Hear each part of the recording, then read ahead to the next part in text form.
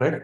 Uh, so today, I actually don't have a good sense of how much time this may take. So either we might finish quite early or it might spill over to the next lecture.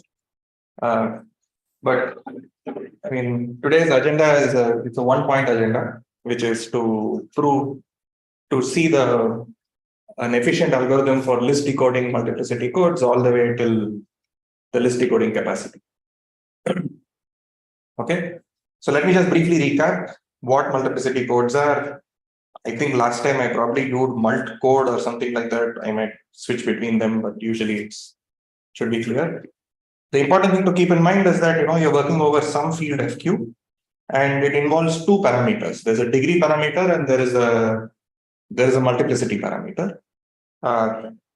So there's D and S, and what is the encoding function? You're given a polynomial f. This is univariate and degree d minus 1. I might ignore this d minus 1 versus d business because it's just a pain to carry along d minus 1 everywhere. And what is the encoding? The encoding is you not just evaluate the function at all the points of your field, you also evaluate all its derivatives up to order s minus 1. Okay, but the thing is, all of the derivatives together are bunched up into one symbol. So this symbol is now, it's like an S tuple of elements of the field. So you're dealing with a situation where your new alphabet is FQ to the S, and the block length is Q. So you have Q sort of big symbols that are there in your code word. Okay. And the rate, therefore, is like, how much redundancy are you having here? Well, you started off with D symbols in FQ, and you now have Q symbols over FQ to S. So the rate is going to be D over S times Q. Okay, so that's what the rate is. And the distance is something that we mentioned last time, but we didn't prove it. So that's going to be one of the first things that we will prove today. But as far as list decoding is concerned, I mean, you don't sort of care as much about distance. Once you know the rate, you know what the capacity ought to be.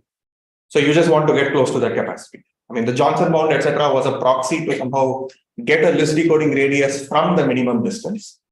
But this is something that you could just ask in general. So, and what we'll see today is this result of Swastik Koparty and also by Venkat Guruswami and Carol Wang, that basically shows that multiplicity codes sort of achieve this decoding capacity. It's just that depending on how close to capacity you want to get, you may have to tailor these parameters appropriately. Okay, so in, formally speaking, what it says is that you fix your epsilon. In fact, technically speaking, I should have said you fix your epsilon and you fix the rate that you want. So both of these are up to you. Okay, based on that, I will choose a multiplicity parameter s, which is going to just be a function of epsilon something, and choose D and Q such that the rate sort of matches what you want to get, with the property that you actually have efficient list decoding algorithms up till radius this much. Okay, with moderately large list size. I have not written the list size here, but let me just tell you that the list size in both of these algorithms is like L looks like Q to the S or something. Okay, so you should really be thinking of S as a large but constant. So think of S as something like 1 over epsilon squared or some such thing like that. Okay, so that's what we will end up getting. You will get a moderately large list size depending on how close you want to get to capacity. And the closer you get to capacity, I mean, like the list size becomes larger and larger. Okay, so that's going to be, this is the theorem we're going to see. In fact, I thought I will be showing Swastik Koparty's proof, but then like just 2 days, I mean, like after the last lecture, I somehow was reading the Guruswami-Wang paper, and it's actually, it's really neat. And I thought I'll give that proof instead. So there seems to be some condenser constructions for which the Koparty proof is perhaps more amenable, but I thought, I mean, it's, but on the downside of Koparty's proof is that it's a lot more intricate. But nevertheless, if people are interested in Koparki's proof, I mean, Prahlad actually did this in his coding theory course, which also is on YouTube. So the last, I think, 3 or 4 lectures are on multiplicity codes and its applications. So there he has a full proof of Koparki's. But what we are going to be doing today is the Guruswami-Wang proof. Okay, good. So now that, so there's not much recap to be done. So I'm just going to dive right into what all we need. And the first thing I'm going to describe is this notion of Hasse derivatives. Even though, let me mention that we actually don't need it for this at all. But I think it is just something that people should know. Okay. The reason I'm saying we don't need it at all is something that I'm being a little loose here. Here, the assumption is always that the degree is smaller than the characteristic of the field F. Okay. So the list decoding algorithms that we know of right now seem to work only in this regime. Okay. I don't know if this is a fundamental obstruction, but it's just that the proofs don't seem to work. And typically, Hasse derivatives are something that you work with when you're dealing in a low characteristic regime. Okay, but that's not something that's going to happen in the current application. But nevertheless, I think it's good to know this because it really simplifies a lot of calculations and stuff. Okay, so we're given a polynomial f of, let's say, some degree d, and I want to get a sense of what its derivatives are supposed to be. And just for this subsection on Hasse derivatives, just imagine your field is a field of characteristic 2. It's like some f2 to the k or something.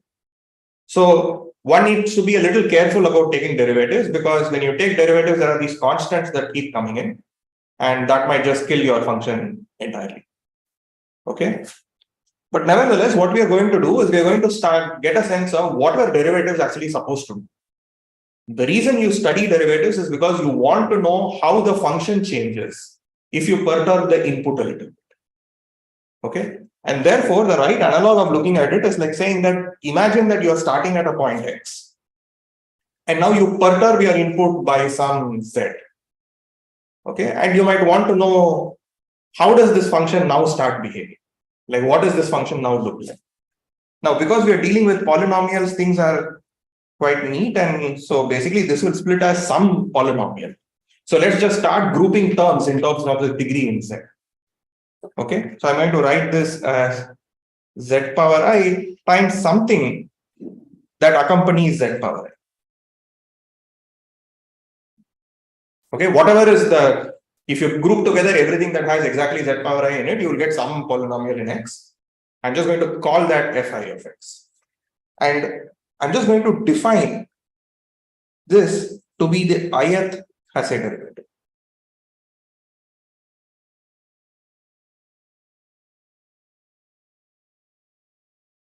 Of x. Okay, so that's the formal definition that we get. In fact, we are just going to just forget the rules of derivative. It's somehow becomes something z, right? Right now, I'm thinking of z as a formal variable. So when you expand it out, you will get some bunch of terms. So let's just look at one example. So suppose you take something like f of x being x power 6, and let's say you're working over a field of characteristic 2. I want to understand what these derivatives are. Okay, and what are the derivatives going to be? If you look at f of x plus z, which is nothing but x plus z the whole power 6, and you expand it out, you will have a whole bunch of binomial coefficients, some of which are even and some of which are odd. Okay, the even terms all cancel because you're working over characteristic 2, they all become 0. But then you have a bunch of these odd terms corresponding to 4, 2, and so on. Okay, and so this I'm going to think of as this is the coefficient of z power 0. So the 0th Hasse derivative is just x power 6. Okay, the first Hasse derivative should be the coefficient of z, which there is nothing. So the first Hasse derivative is 0. Okay, the second Hasse derivative is the coefficient of z squared, which is x power 4. Okay, so it has an unusual thing that typically when you take higher order derivatives, we tend to think of higher order derivatives as you take a certain derivative and then you keep differentiating it more and more. So that way of looking at it would mean that once you become 0, you're not going to become non-zero after that. But in Hasse derivatives, that's not the case. It could be the case that an ith Hasse derivative is 0, but maybe a derivative later than that could be non-zero. So you don't sort of lose information about your polynomial just because the first derivative became 0. You still have some sense of what happens in these higher orders. So for me, in this particular case, basically this is what you're going to get. The 0th derivative is x bar 6. The first, third, and fifth derivatives are all 0. But then the second and fourth derivatives are whatever they're supposed to be. Okay. And it has the same nice property in the sense that when you differentiate it, the degree drops by the amount that you expect it to drop, etc. But there are some things which are slightly unusual about this notion of derivatives. Okay, is this okay so far?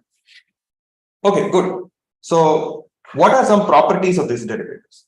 Now it turns out most of the properties that you care about just work without much effort at all. Okay, so the first thing I want to point out is that this derivative is a linear operation. In the sense that if you have Q1 and Q2, if you have Q1 and Q2 as two polynomials, the derivative of their sum is the sum of the derivatives. Well, naturally, you are looking at a coefficient of a certain monomial in Z in their sum. Well, it's the sum of the two coefficients. Okay, so the first part is sort of almost obvious. Okay, now let's look at the second part.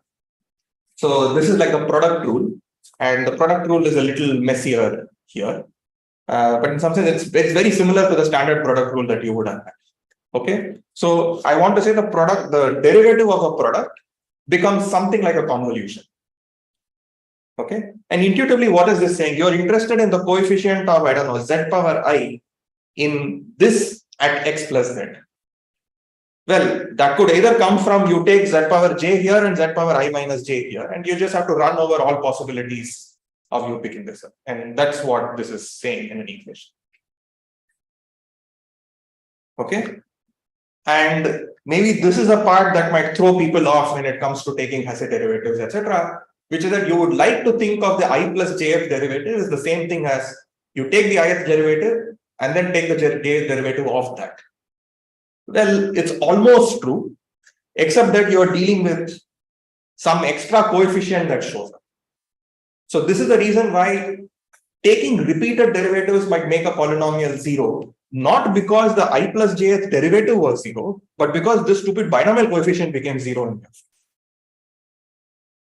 Okay, so hopefully, so this way of writing it sort of exactly tells you, in some sense, is it 0 because of the binomial coefficient, or is it 0 because somehow those terms don't show up in if you perturb with respect to z. Okay, so these are some basic properties of Hasse derivatives, and in most cases you can just freely move between derivatives and Hasse derivatives, but there comes a point when at some point you just realize that Hasse derivatives are just easier to deal with because you don't need to worry about what factorial I need to put in my Taylor expansion, etc. Well, the Taylor expansion is just the sum of z power I times Hasse derivative, and there's no extra denominators involved. All right, so this is what Hasse derivatives are. Now that I have defined what a Hasse derivative is, I'm now going to define a notion of what a multiplicity of a root is for a polynomial. Okay, so this is like saying that, we know that what a root of a polynomial is, which is that when I plug in x equal to a, it becomes 0. But I might want some sense of, no, it's not just that f is 0 at a, f is 0 of large order at a. I would like to somehow encode this information. And the formal definition for this is going to be the fact that I basically want to say that f is a is an root of multiplicity m. Or in this case, it's the largest m such that x minus a power m divides it. So that is the definition of what the multiplicity of a is. Okay, and as you can imagine, you can sort of also ask about, there's usually when people think of multiplicity, they think in terms of derivatives also vanishing. And it turns out it's equivalent to the following statement. Okay, which is that it's the largest m such that all derivatives less than that are equal to 0. Okay, and we'll just see a short proof as to why this equivalence sort of holds. Okay, so Good. So what is a proof of this? So let's just look at f of x plus z. This looks like summation z to the I. What is that? Fi of x. So I goes all the way to something. Okay. Okay. And this I'm going to write it as, so I want, okay, maybe z and I x. Okay, I'm going to just swap the order of x and z for this stupid reason. Because I want to evaluate whatever this at a. Okay, and now suppose I just set z equal to a. Okay, what am I going to end up getting? So this is like saying that f of x plus a, this equals summation x to the I, f to the I mean the ith derivative at a. Okay, now let's assume that the m that we are dealing with is basically telling you when is the first time that you get something non-zero. So that's the same thing as saying in this expression, what's the lowest power of x that you notice? Right? It's like because everything else would have become zero. Because this is going to be zero. So therefore, this is going to look like whatever is this lowest power.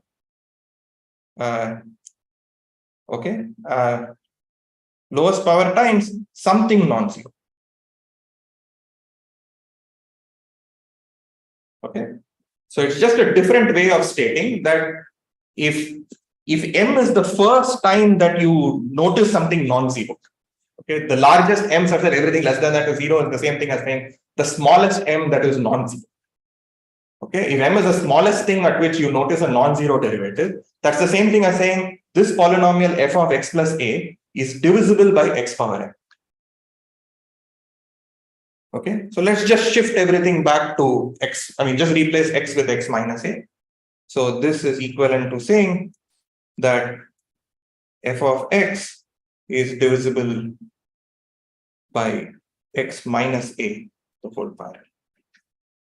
Okay, and basically everything here is a if and only if.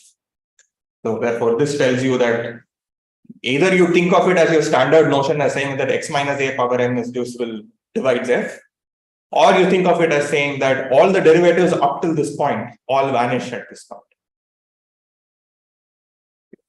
Actually, maybe I should have written the Taylor expansion, or maybe I wrote it correctly. Okay. Okay. So now that you have this, we have an improvement to the degree mantra that we have been dealing with all this while. We've always been using the fact that if you have a non-zero univariate polynomial over a field, it can't have more roots than its degree. That's what we are using all this while. And now you have a better statement, which is that if you add up the multiplicities of all the points in your field, this sum cannot exceed the degree.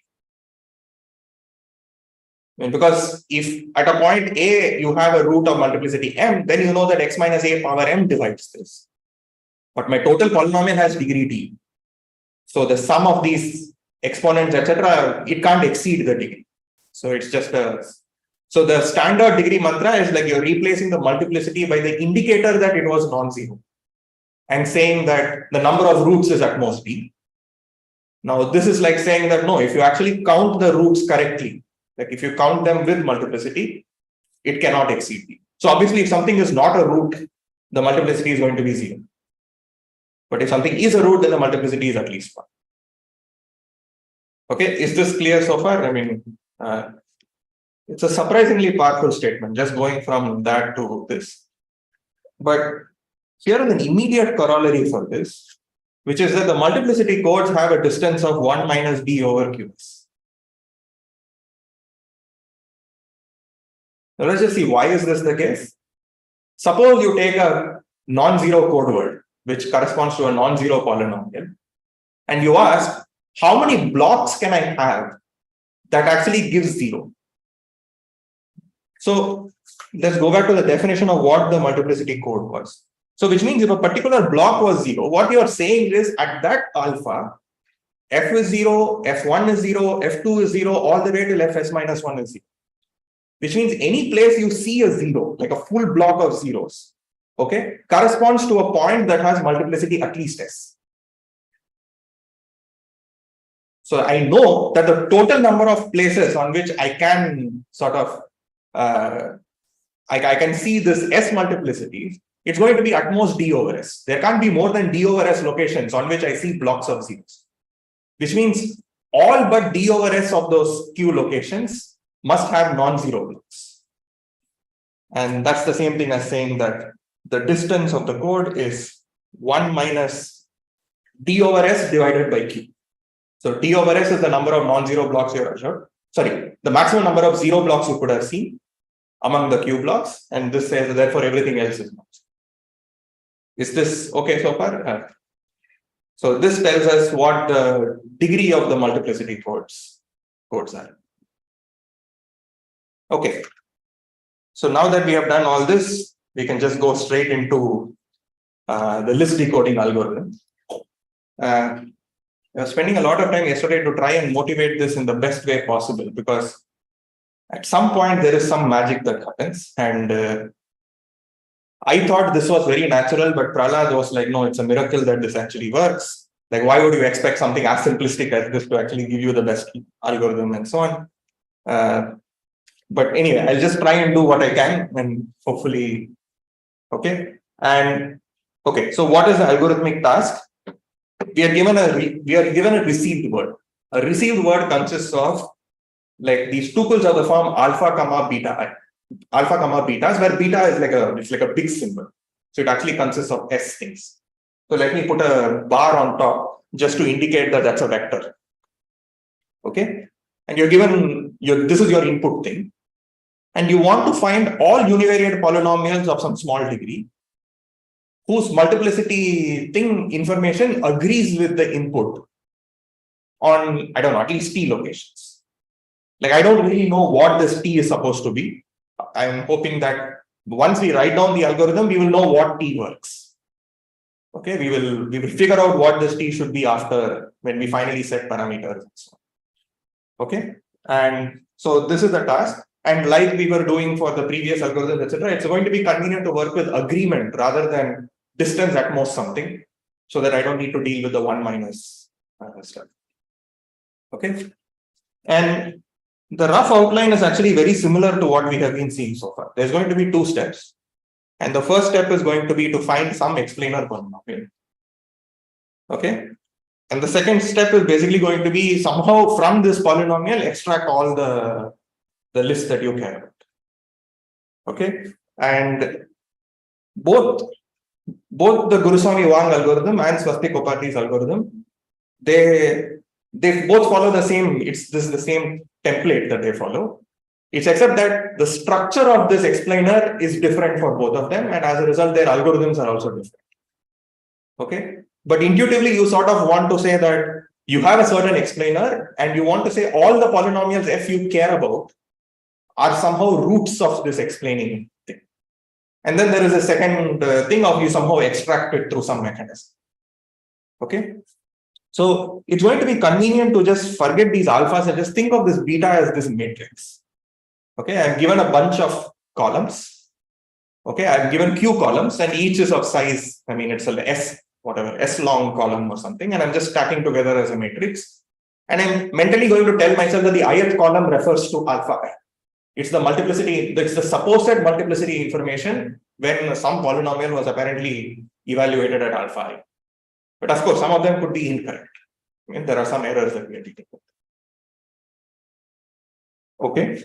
Now, so rather than try and tell you what Q is and then figure out, you know, something, I'm going to instead go through step 2 to give you some inkling about what are we going to expect out of Q. So what exactly is beta? So betas were the inputs. So sorry. So basically the initial received word looks like some sequence of Q, whatever, big symbols. And I'm just thinking of that sequence of Q big symbols as these. So What does it have to do with the multiplicity?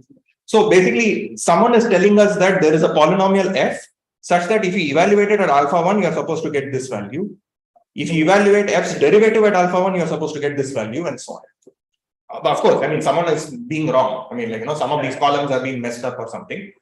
But we are told that some t of these columns are correct. We don't know which t of them are correct, but we have promised that at least t of these columns are correct. And we want to find all polynomials f that sort of satisfy that constraint. Okay.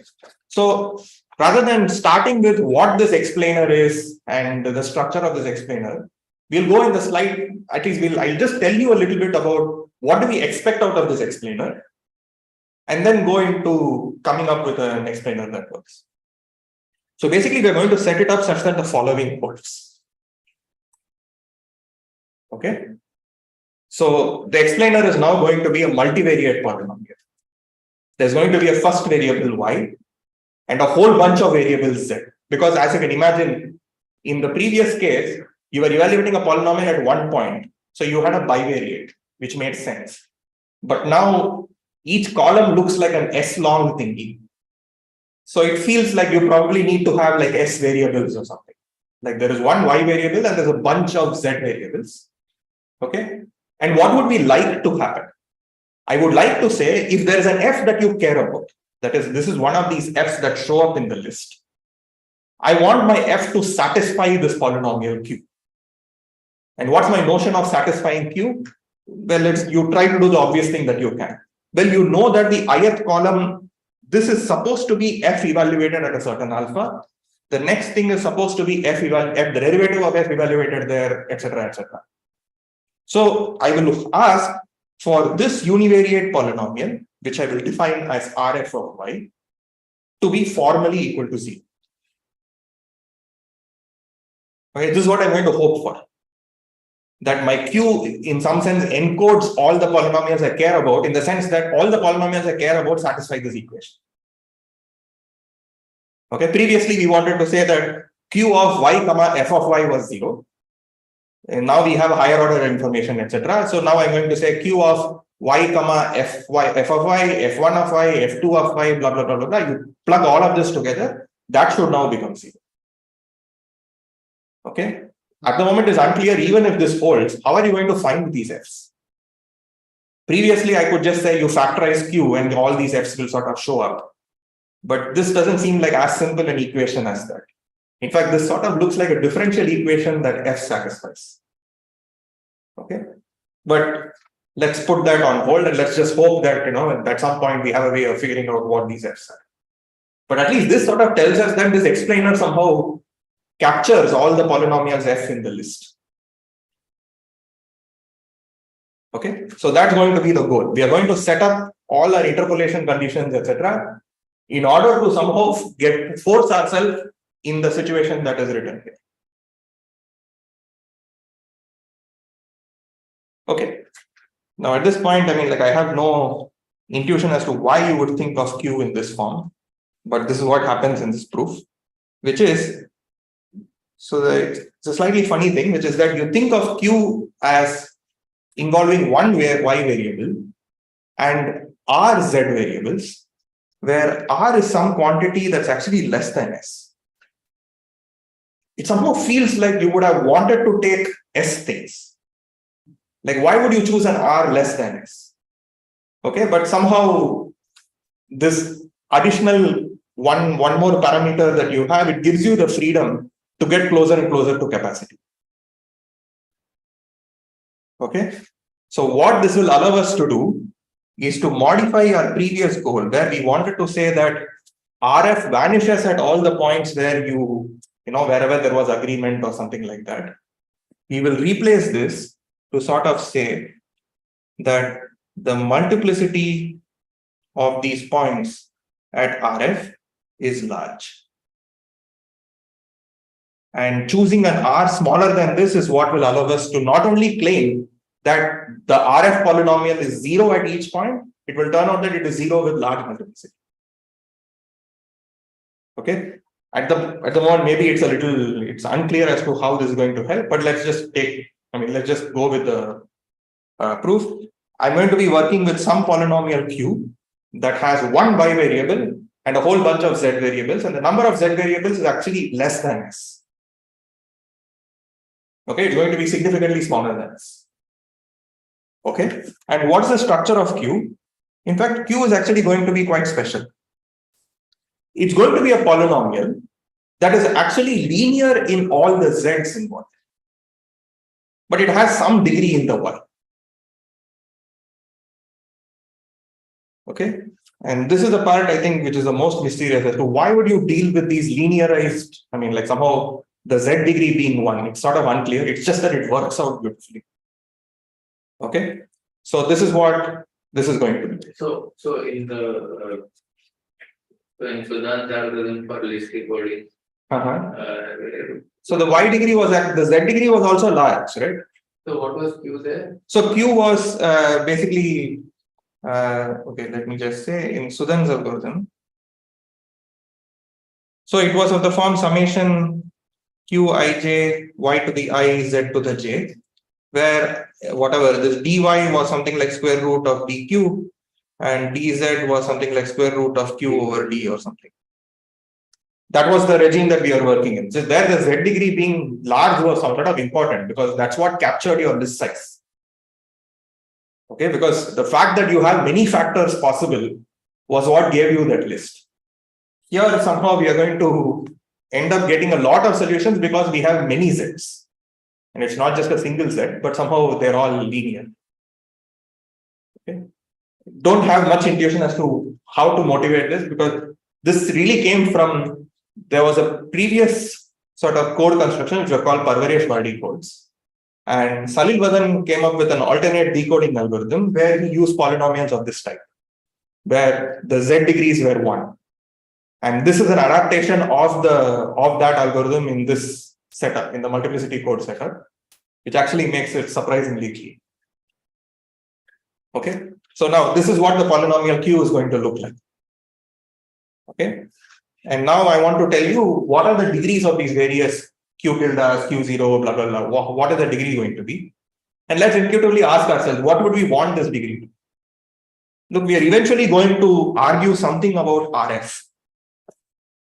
Okay, that's, I mean, looking ahead, that's what we are eventually going to say. We're going to say that something holds because RF had a certain degree, but it has too many roots of large multiplicity, therefore something should happen. Okay, so it's going to be important to set it up in such a way that RF's degree is as small as possible. Okay, now when we work with RF, what would we have done? We would replace each of these zi's by f and its derivatives. Okay, so the final degree of RF is going to be whatever was the degree of this guy and max of that or the degree of this plus d. I mean, going through all the terms. So it makes sense that q tilde's degree, maybe you can afford that to be a little larger than the other qi's degree, because that's going to come accompanied with an f when we eventually do the calculation. So we're going to encode that in, and we're going to say that each of these q tildes, the q tilde will have degree capital D plus small d. Okay, I don't know what capital D is. We need to set this towards the end. Let's leave this as a floating parameter.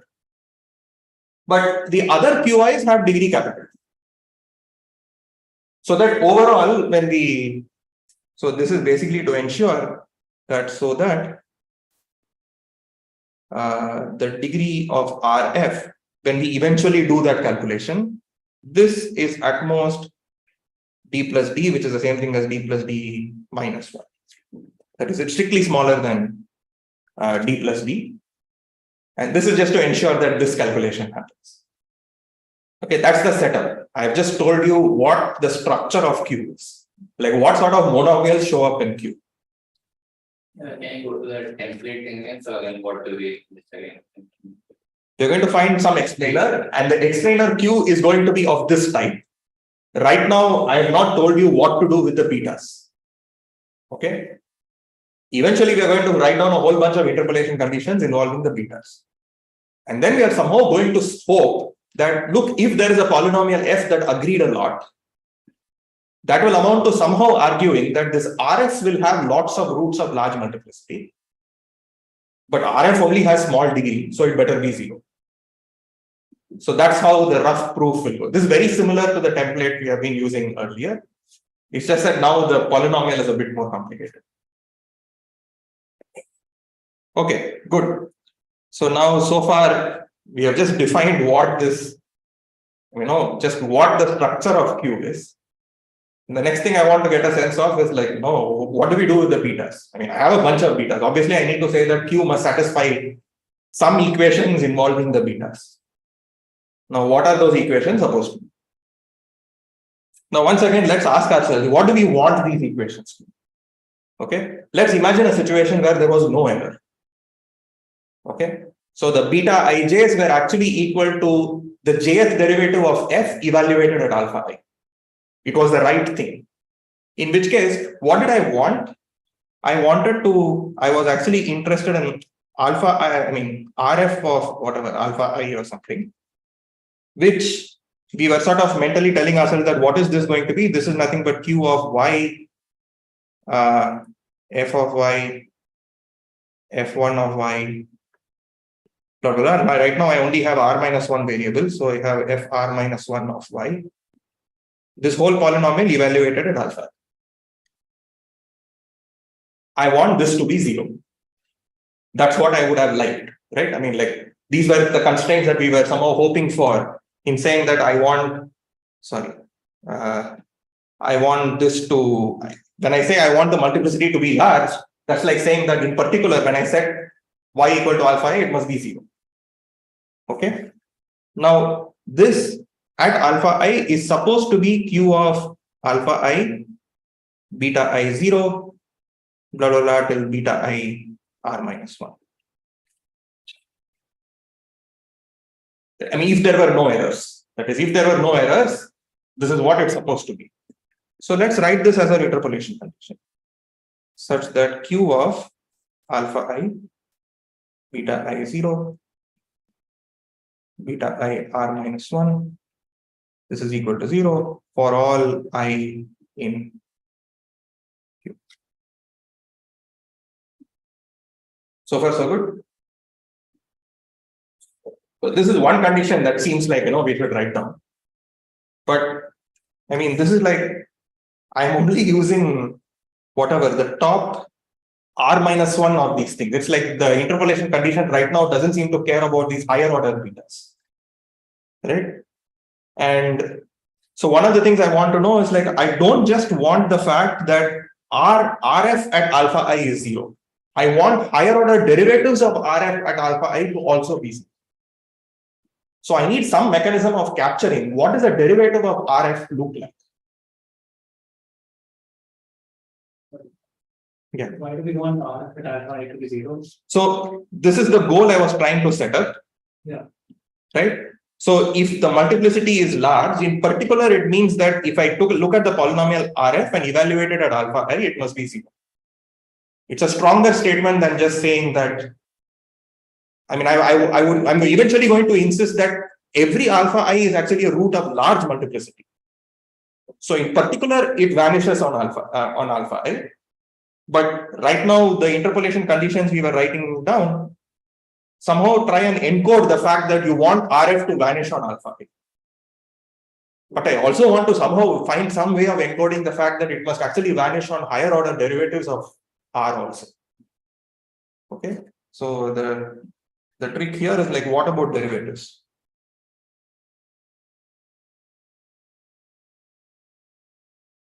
Okay, how do we get access to these derivatives? And again, I don't have much way of motivating it. I'm just going to write down something and hopefully this will start making sense. Okay. Now notice your polynomial Q is of this type. Okay. For the moment, let's just pretend that the number of Z variables is actually S minus 1. It's just that Q doesn't involve a lot of those variables. Okay, but the number of variables in it is actually that large. Let's just pretend that that's the situation. Okay. I'm going to define a new operation where it takes a polynomial of this type and it spits out another polynomial. Okay, and what is that operation? And that operation I'll just put a whatever grad or something. Okay, which is some weird thing. What you do is you take Q tilde of y, differentiate that. every other term, you sort of do something like chain rule. I mean, the intuition is that you should think of Zi as being replaced by the higher derivative of a polynomial f. So when you differentiate it, what should happen? If you are dealing with Qi Zi, when you differentiate it, what should happen? There are two terms you get. Either you get Qi's derivative times Zi, or Qi times Zi's derivative. But intuitively, Zi's derivative is supposed to be Zi plus 1. Right? Because I'm mentally telling myself that, look, at the end, when I'm going to plug things in, every Zi is going to be some successive derivative of one of the previous things. Okay, so you set it up such that this happens. And the reason I'm doing all this is so that I have the following equation. Okay, that if you care about one of your polynomials, Ry of whatever, Rf of y that you care about, differentiating the univariate polynomial with respect to y is the same thing as applying the whatever, this delta operator on Q, and then plugging in whatever you used to plug in. Okay, let's just take a moment to just intuitively capture this. The idea is that so we are thinking of Zi as the ith derivative of f. So the above is basically just chain rule.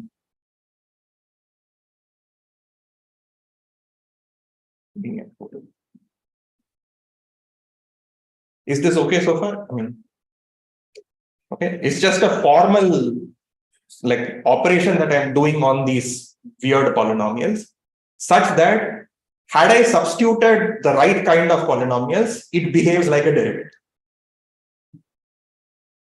If I substituted nonsense, I don't know what I'm going to get, but as long as I substitute a proper polynomial, that is, as long as I care about polynomials of the form Rf of y, okay, the operation you did is what you should have done if you cared about its derivatives. Okay, and so now with this, we can now truly define our interpolation conditions. So what's going to happen is the following. Oh, by the way, I should mention one other thing. A cool fact about this, notice, is that suppose you don't even know what these Qs are. Like you just know them as a bunch of coefficients. There's a bunch of indeterminates that you have. You don't know what's going to be. Notice that all the coefficients of this new polynomial are actually linear combinations of coefficients of your previous polynomial. Right? Because once you know these coefficients, you know exactly what these are going to be. Because that just like is a term by term sort of a thing. And now each of these coefficients, I mean, Zi is going to get a contribution from Qi prime and Qi minus 1. Okay, it's some again linear combination of coefficients of Qi prime and coefficients of Qi minus 1. So it's a completely linear operation on the coefficients. Okay, it's a useful fact to know. So now here is our interpolation conditions. Okay, this is a polynomial I want. The structure of the polynomial we already defined. Now I need to tell you what you need to do for the betas. There is the initial conditions you know anyway. That is, if you evaluate Q at alpha I and the column of betas, but obviously even though the column of betas is of length S or something, Q only involves the first S, like R minus, first R of them. Okay, but nevertheless, I want this to be 0. And furthermore, I'm going to insist that the following holds. You apply this, whatever, del operator on Q, and then evaluate it on the same thing. I want that to be 0. Apply the del operator twice, evaluate it on alpha and beta. I want that to be 0, etc., etc. I do all the way till S minus R because that's the number of things I have. Notice that even though Q only depended on R of them, the moment I apply a del operator, suddenly R plus 1 starts showing up. Because of the definition, there is a Zi plus 1 that was there. So you suddenly start involving the next variable. Then you start involving one variable after that. So you totally have S variables. So you can take S minus R such derivatives. Okay. So And this is the interpolation condition. Is this clear so far? So you're given the big matrix of betas. Okay. Think of Qs as a bunch of indeterminates. Like I don't know what the coefficients, etc. are. But the key point I want to make is that each of these constraints is a linear constraint on the coefficients of Q. So once again, what we are doing here is just solving a massive system of linear equations and hoping for a non-zero solution. Okay, is this clear? Great. So these system of equations is something that if you do in fact take some f, so for the what am I trying to say? So if there was no error, what you are actually doing is insisting that Rf at alpha 1 is 0, Rf at alpha 2 is 0, blah blah till Rf at alpha q is 0. And you're also insisting that the same thing holds for all derivatives of Rf until order s minus 1. Sorry, until s minus r or something. Okay, so that's how many things that you're asking for it to be 0. If there was no error, this is what you would have got. Okay, but of course, I mean, some of these betas need not come from an f at all. So the previous observations that we had, it was only true for when you plugged in, I don't know, correct things, then it behaves like a derivative. If you plugged in nonsensical things, this is not suggesting anything. Okay, so now when will this have a solution? Well, as long as the number of constraints is smaller than the number of indeterminates, there will be a non-zero solution to the system. So let's just write down how many constraints do we have, how many indeterminates do we have. Okay, how many constraints do we have? Just one variable heading each coefficient. So right now I have Q times s minus r plus 1 equations. For every I, on the left I have s minus r plus 1 equations. Right? So the total number of constraints I'm throwing in is Q times s minus r plus 1. Is that okay? Because each one is a linear equation. On the left, there are s minus r plus 1 linear equations for one I. And I have Q such things. Varun seems a bit. So Q is some polynomial that we are eventually trying to find. Yeah, so I'm going to think of it as like, I don't know the coefficients of Q tilde, I don't know the coefficients of this, I don't know the coefficients of this. Each of them are indeterminates. Okay. Okay. Okay, so I started thinking of so we are linear in the z variables. Yeah, it's important that we are linear in the z variable. So therefore, this is going to, everything on the left is a linear equation. And how many linear equations we have? We have I times s minus r plus 1. Sorry, Q times s minus r plus 1. That many linear equations. Okay, cool. How many indeterminates do we have? Now I need to count, like, okay, what do I know about the degree here? So this degree was at most capital T plus small d. And each of these degrees were at most, let's say, capital D. We said strictly less than capital D, I guess. So that we don't need to deal with the stupid plus 1 nonsense. Okay. So Q tilde has D plus small d indeterminates. Every other Qi has capital D indeterminates. So overall, the number of indeterminates is going to be D plus small d plus R times capital D. Okay, this is the number of indeterminates that we have. So this basically is going to tell us that as long as the number of indeterminates is larger than the number of constraints that you are putting in, there will be some non-zero solution to this system. And we'll find that. So step 1 of the algorithm is going to be to write down the system, find some non-zero Q that satisfies this equation. Okay, so right now we have completely done step 1. Okay, and now it's time to do step 2. Okay, And step 2 is where maybe I replace small t with capital T or something.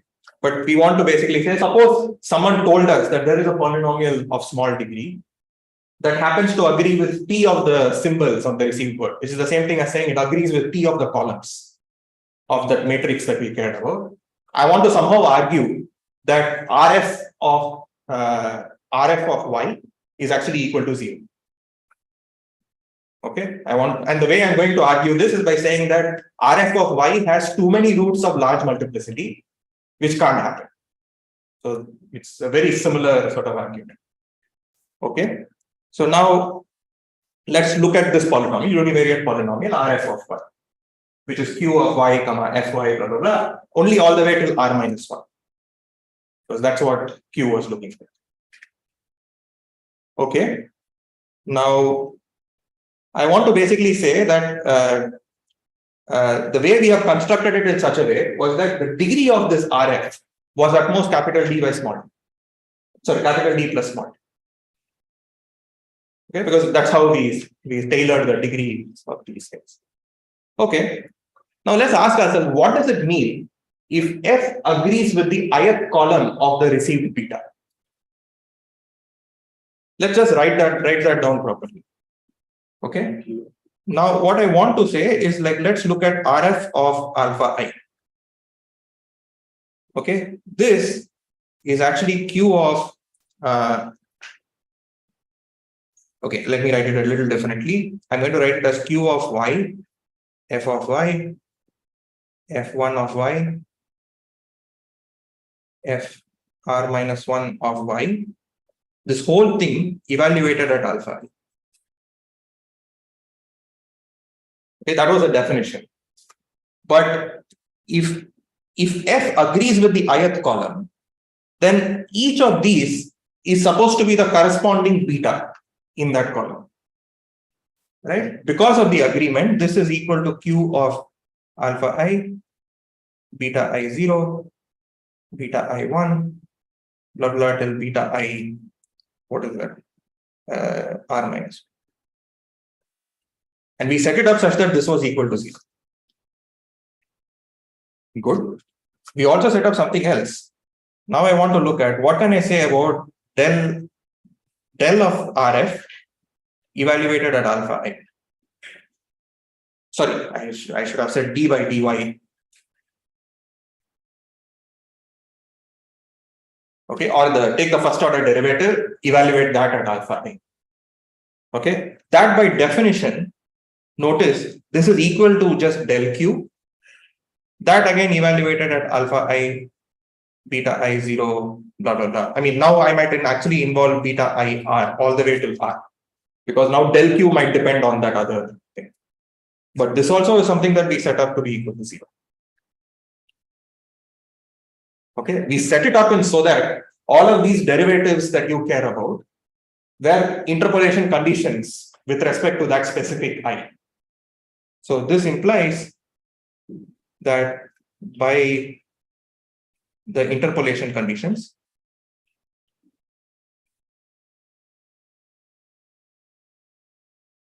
okay, the multiplicity of RF at alpha I is at least s minus r plus 1. Because I know that s minus r of the derivatives were made 0. Okay, so this is going to insist that the RF that you so this is going to basically tell us that the polynomial RF that we considered not only is 0 at alpha I, it is actually 0 at alpha I with multiplicity s minus r plus 1.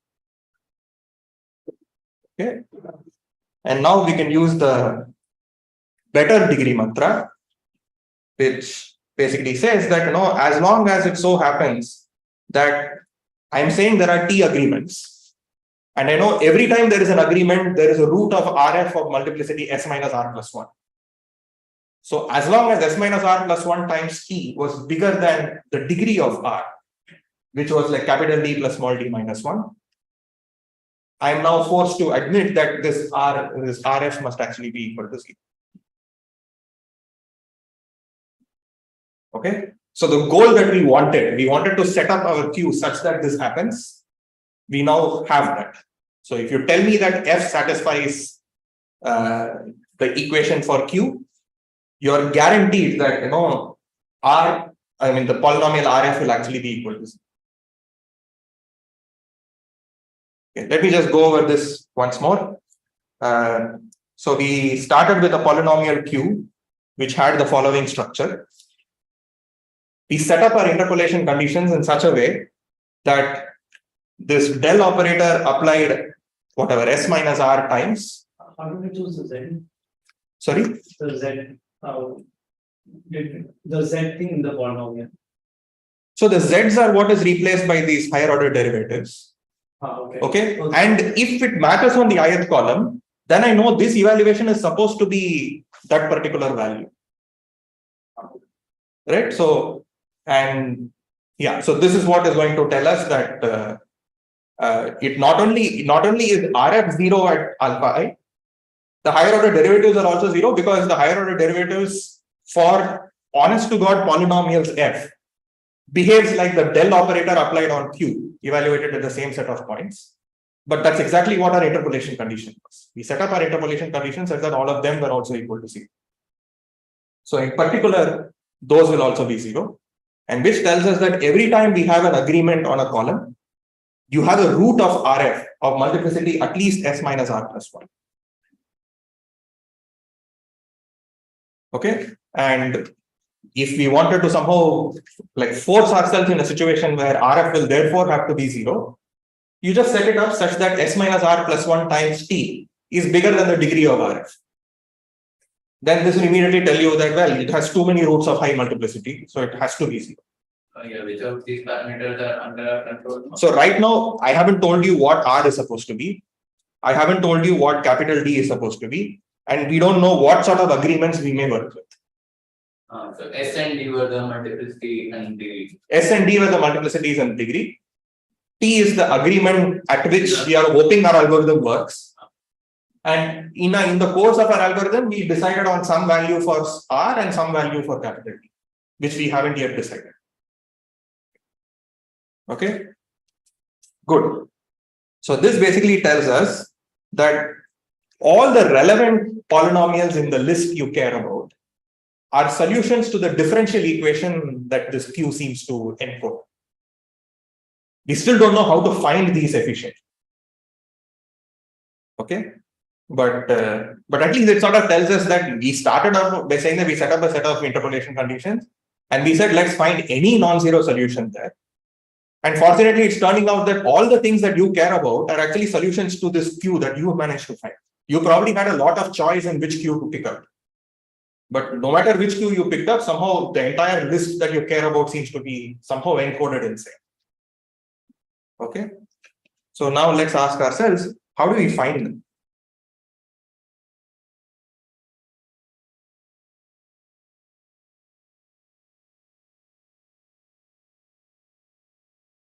Okay. Now, this is one of these just do it proofs. Okay, it's like you just write down what you want to get, and then there's a really stupid way of doing it. What do I want? I want all F that looks like F0 plus F1y plus Fdy to the D such that the following holds.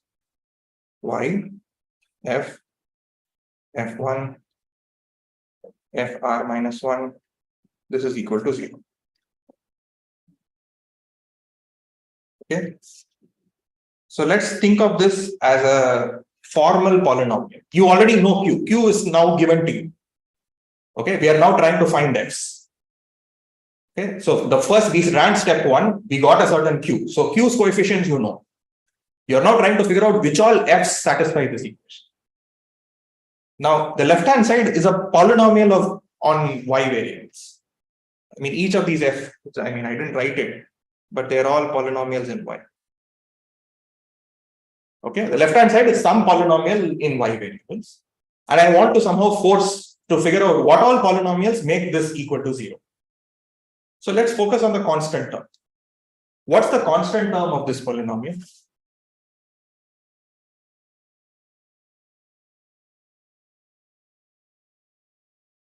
Well, I agree. yeah, but I mean, like, but I don't know what f is, but I want to write it in terms of. So basically, notice that this is going to be q tilde's constant term plus whatever. What is that? Whatever q0's constant term times f0 plus q1's constant term times f1. Maybe there is one extra coefficient because you took a derivative, etc., etc. I mean, basically, all I'm trying to say is that if you write down you look at your right hand side, expand it out as one massive polynomial. All the coefficients you see there are again going to be linear equations. I mean, there are some linear combinations of the coefficients of f. Okay, because you're not like multiplying any zi with a zj. So the z's were all linear, q's were all fixed now. So obviously, in terms of the f's, it's a completely linear way in which the coefficients are getting combined. So once again, when you say I want this to be equal to 0, this is like saying I want the zero coefficient to be 0. I want the coefficient of y to be 0. I want the coefficient of y squared to be 0. All the way to the coefficient of y power, I don't know, d plus d minus 1 or something. And every such thing is a linear equation. So finding all f's that satisfies this is like saying, what is the kernel of this system? I know all the f's satisfy this equation, and I just need to find some solution space. Okay, so it's a really, just write down what you want, and here is another place where the fact that it was linear in the sets become very crucial, because you actually have a completely linear system in the coefficients of f. You're just trying to figure out what coefficients can I put for f that manage to satisfy this set of capital D plus small d constraints. Some of them may work, some of them may not work. Okay, so you find this solution space, and so an exercise which I'll hopefully add in the next problem set is that actually this kernel has solution. The dimension of the kernel is just S. It so turns out that once you fix S of the coefficients of f, the other coefficients sort of are forced. Your equations will sort of somehow force you to, there's only one value that will make it work. Okay, I'm not proving this right now, but this will be an exercise, I think. So this immediately tells us that the number of solutions that you could possibly hope for this system is at most q power s, because the kernel has dimension at most s. So which means that the list size is at most.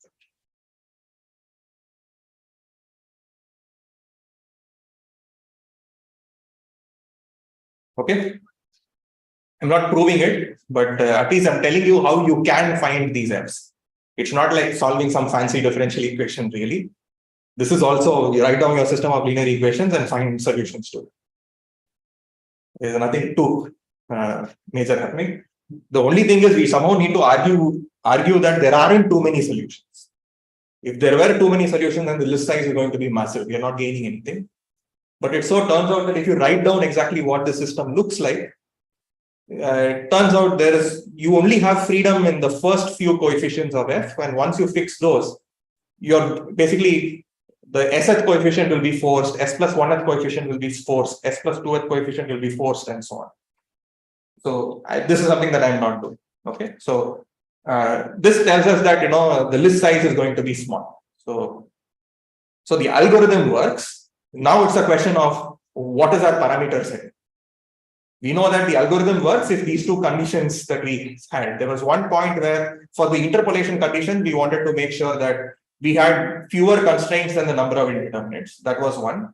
And second thing, we wanted to make sure that q times the multiplicity is bigger than the degree or something. So we need to set up such that those two. So right now what we have done is we first set up a linear equation to get the right q. Yeah. So the first thing was, given this input beta that we had, the first thing was we built a q. Yeah. And we built a q by saying that this is our interpolation condition. I want a q of this structure such that the degrees are all this quantities. Yeah. And these are the conditions that I want you to satisfy. It's just, I don't know why it felt like these conditions are true when we know that these are the right betas, the right evaluation, right? Yeah, No yeah. error. Right now, the input that we have given is some. Yeah. So it's just going to say that, the way when we are arguing about RF, we are only going to say that RFs on the points where the columns match, those are the roots. Okay, so let's just go over a second. So this was the interpolation condition, and we needed to make sure that this quantity is smaller than this quantity. That was constraint 1 in our setting of parameters. That's one thing that we wanted. Then what did we do? We basically said, suppose you have a polynomial f that sort of is something that is relevant to you. That is, it's supposed to show up in the list, which means that it agrees with the beta at some I columns. We then argued that if it agrees on the ith column, RF at alpha I must actually be 0, and it must be 0 with large multiplicity. Here I am using the fact that on that column it truly looks like a polynomial. I am not arguing about the columns on which there are errors. I don't have much to say about them. I'm only going to do this on places where I see an agreement. And on agreements, it looks like an honest to God polynomial, and the del operator really works like you're taking derivatives. So that allowed us to say that, in each of these points, I must have large multiplicity roots. So this was the second constraint I wanted. If this happens, then I know that my RF is actually equal to 0. I think maybe one point of confusion is that you are compressing each column into a single. So when you are saying two columns match, you are saying everything. Oh, yeah. It's important that when we say it matches, everything in that thing matches. Yeah. Okay. So we will compress each column into a Yeah. So these were the two parameters, these were the two settings that we had. We needed to make sure that capital D plus small d plus capital D R is bigger than Q times S minus R plus 1. That was constraint 1. And the second thing we wanted was to make sure that T times S minus R plus 1 is at least capital D plus small d minus 1. Okay, the first was needed for the interpolation to work. And the second was needed to make sure that you somehow argue RF is 0 for the relevant, the multiplicity condition that you have. Okay, so let's use the first condition to basically force our value for D. So we'll just set D to be equal to this quantity. I mean, just so that the left hand side becomes basically 1 bigger than the right hand side. Okay, I'll just rearrange things a little bit. So this is nothing but capital D times R plus 1 plus small d. So I moved the small d on this side, added a 1 and divided by the R plus 1. That's all I've done. I should probably put some ceilings or floors or something, but I mean, let's not worry too much. Okay, this is what it is. Now the second condition I want is this quantity. So again, I'm going to use this to define what T is going to be. Okay, so what we will do is we will basically, I'm going to put this below and set T to be equal to T to be basically just barely bigger than this.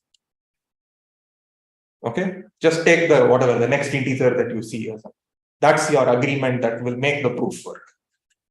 Okay, but since we already defined what capital D is, let's play around with this a little bit. And so let's just look at what this is going to be. So D looks like Q times S minus R plus 1 plus minus this quantity. And fortunately, this has an S minus R plus 1 in the denominator.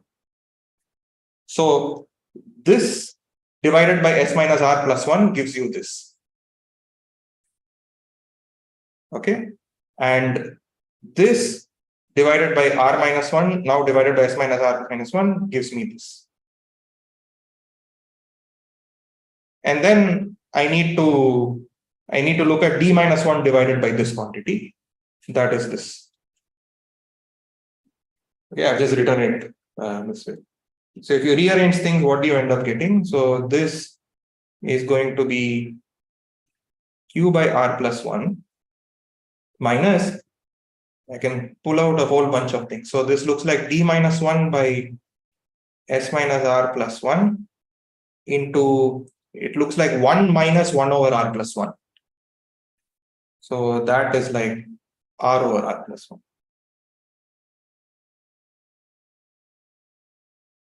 All right. Good. So what does this mean? If you, the above was written in terms of agreements. But if you care about the list decoding radius, I should be subtracting this from Q and dividing the whole thing by Q. That's the fractional list decoding radius that you have. Okay. And if I subtract this from Q, it's going to become Q into 1 minus 1 over r plus 1, which is the same thing as r over r plus 1. And everything else is basically, I've just written the other one as is. Oh, sorry. Sorry, this should have been a plus. Sorry. Right, because yeah, this is a larger quantity than this is. So that's what became a minus here. Why does the part start going r plus 1? Sorry, which one? Why r plus 1 gets saved? So this one, right? So this became, because this is like, what is this delta? So let's call this something. The agreement that you care about. This delta is basically Q minus the agreement divided by Q. Right? So therefore the Q came with a 1 over r plus 1. And that, because I did a 1 minus, it became Q over r over r plus 1. Okay. So this is the list decoding radius I can tolerate. Okay. And right now we have still not figured out what should, how should I set my R and S, etc. Okay. And here is what I'm going to do. So suppose S and R were constants,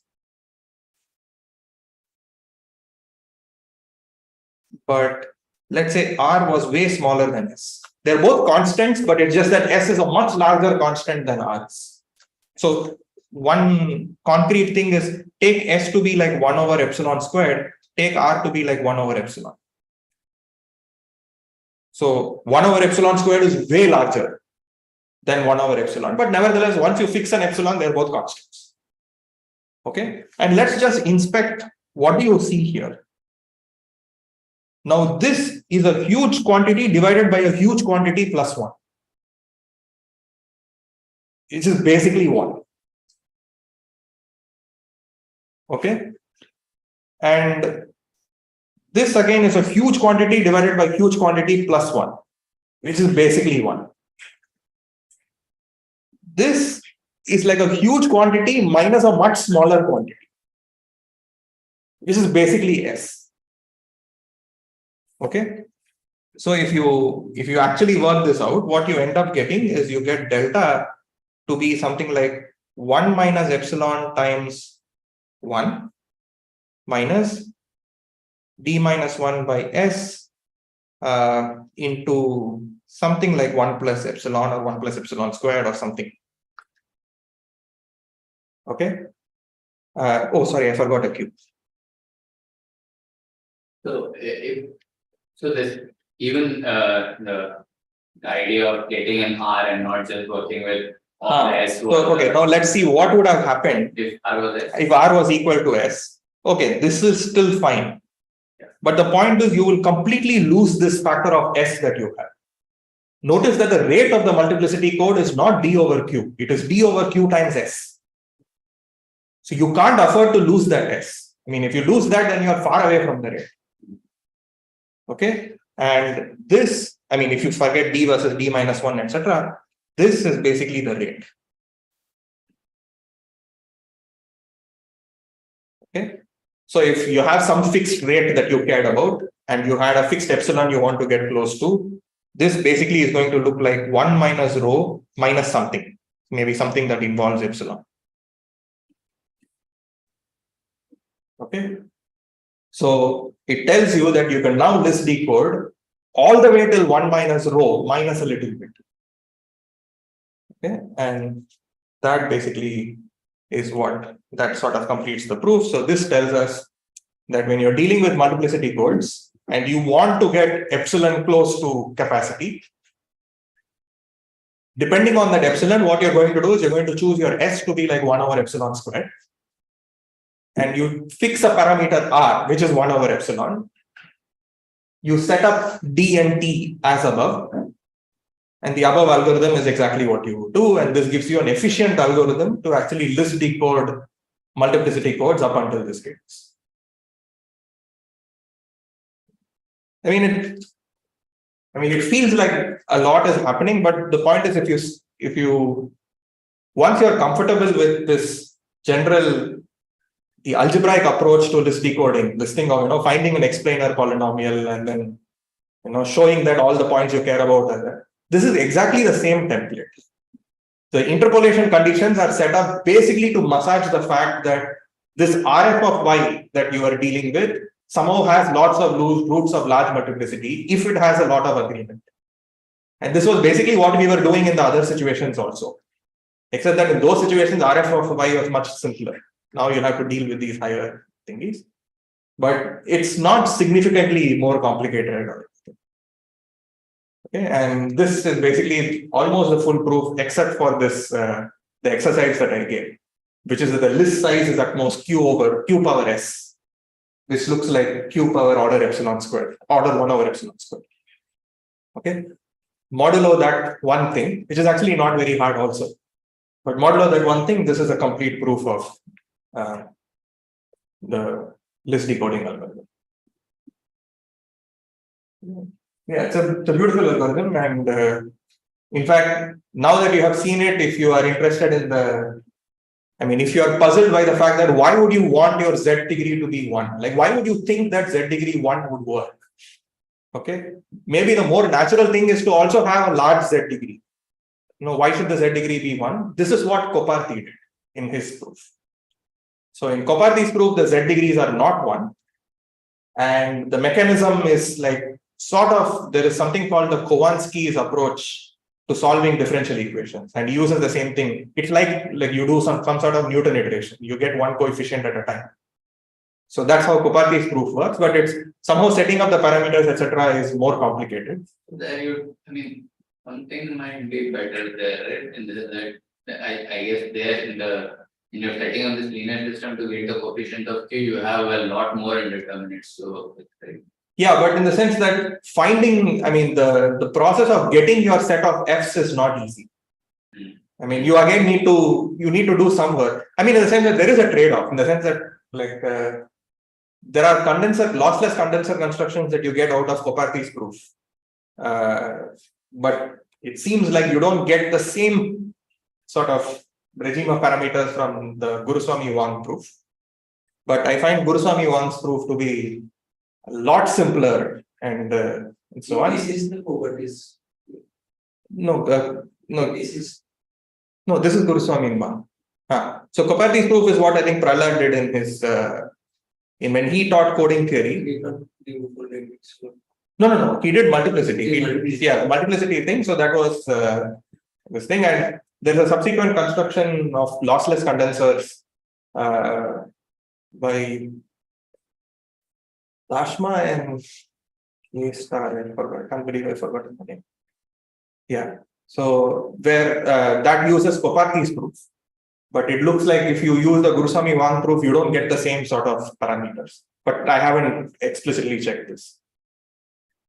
Nevertheless, that's where I want to stop today. And in the next class, what we are going to do is, okay, we are done with list decoding algorithms, at least for a little bit.